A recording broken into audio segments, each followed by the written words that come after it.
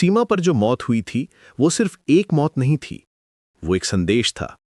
एक ऐसा संदेश जो खून में लिखा गया था। और जब संदेश मिल जाता है तो डर का रुख बदल जाता है। इस बार डर दूसरी तरफ था, वो तरफ जो हमेशा से खुद को सुरक्षित समझती आई थी। दिल्ली में मीडिया और सोशल मीडिया में तूफान मचा हुआ था। हर न्यूज़ चैनल पर एक ही सवाल गूंज रहा था, प्रोजेक्ट व्हाइट यूनिफॉर्म क्या है। रिपोर्टर्स सरकारी दफ्तरों के बाहर खड़े थे कैमरे लिए, ट्विटर पर हैशटैग्स ट्रेंडिंग कर रहे थे।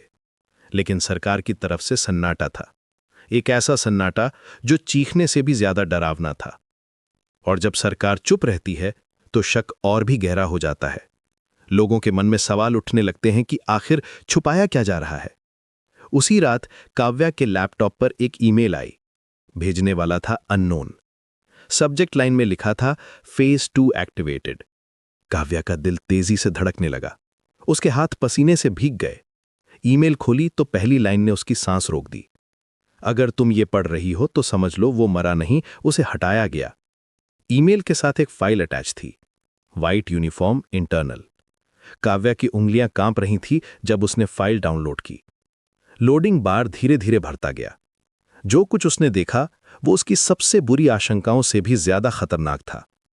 डॉक्यूमेंट्स, फोटोज, ऑडियो फाइल्स, सब कुछ एक सिस्टमैटिक ऑपरेशन की तरफ इशारा कर रहा था। उसी वक्त सीमा पर एक जवान के प्राइवेट फोन पर मैसेज आया। नंबर अनजान था लेकिन मैसेज साफ था, तुमने सही आदमी को फॉलो किया, अब सही वक्त पर सही सवाल पूछना। जवान ने चारों तरफ देखा, कोई नहीं था, फिर भी उसे लगा जैसे कोई उसे देख रहा हो। हवा में एक अजीब सी खामोशी थी, वो खामोशी जो तूफान से पहले आती है। दिल्ली के एक सुरक्षित कमरे में 4 लोग बैठे थे। कमरे में एसी की आवाज के अलावा कुछ नहीं था। सीनियर ऑफिसर ने अपनी कुर्सी पर पीछे झुकते हुए कहा, फेज 1 खत्म हो गया, अब फेज 2 शुरू होगा।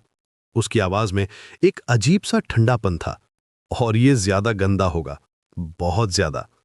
कमरे में मौजूद एक और अधिकारी ने घबराहट में पूछा, सर लोग सवाल पूछ रहे हैं, मीडिया का दबाव बढ़ रहा है, ऑपोजिशन भी सदन में हंगामा कर रहा है। सीनियर ऑफिसर हंसा, एक कड़वी हंसी, ऐसी हंसी जो सुन के रूह कांप जाती है। जनता हमेशा आखिर में समझती है, तब तक बहुत देर हो चुकी होती है। हमने पहले भी ऐसे मामले हैंडल किए हैं।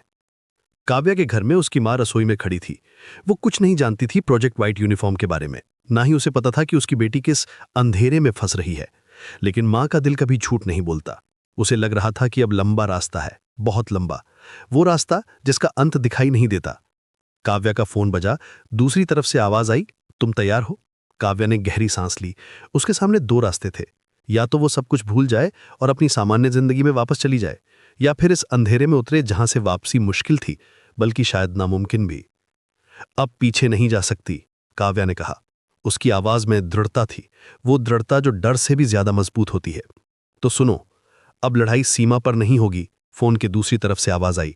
अब ये वर्दी बनाम सिस्टम की जंग है, और ये जंग हर जगह होगी। अगली सुबह सीमा पर एक नया संदेश लगा था। पुराना बोर्ड हटा दिया गया था। नए बोर्ड पर लिखा था, यहां डर नहीं रुका, यहां सच चल पड़ा। सुबह की धूप में ये शब्द सोने की तरह चमक रहे थे। दिल्ली के उसी सुरक्षित कमरे में सीनियर ऑफिसर ने अपने साथियों से कहा, अगर ये सब बाहर गया तो देश नहीं, हम टूटेंगे। उसकी आंखों में चिंता साफ दिख रही थी। पहली बार उसकी आवाज में डर था, वो डर जो पावर के साथ आता है। काव्या अपने कमरे में बैठी फाइलों को देख रही थी। व्हाइट यूनिफॉर्म इंटरनल में जो कुछ था वो सिर्फ एक साजिश नहीं थी, ये एक पूरा सिस्टम था। एक ऐसा सिस्टम जो अपनी सुरक्षा के लिए कुछ भी कर सकता था। नेम्स, डेट्स, ऑपरेशंस, सब कुछ सिस्टमैटिकली डॉक्यूमेंटेड था। उसका फोन फिर बजा। इस बार मैसेज था, फेज 2 हैज बिगन, कोई भी सुरक्षित नहीं है। काव्या ने अपना लैपटॉप बंद किया और खिड़की से बाहर देखा। रात का अंधेरा था, लेकिन कहीं दूर एक रोशनी दिख रही थी। शायद सच की रोशनी, शायद उम्मीद की। यह सिर्फ शुरुआत थी। आखिरी वर्दी की कहानी अभी खत्म नहीं हुई थी। पार्ट 9 और पार्ट 10 में जो होने वाला था वो और भी खतरनाक था। फेज 2 शुरू हो चुका था और इस बार कोई भी सुरक्षित नहीं था। न सीमा पर खड़े जवान, न दिल्ली के दफ्तरों में बैठे अफसर, और न ही सच की तलाश में निकली काव्या।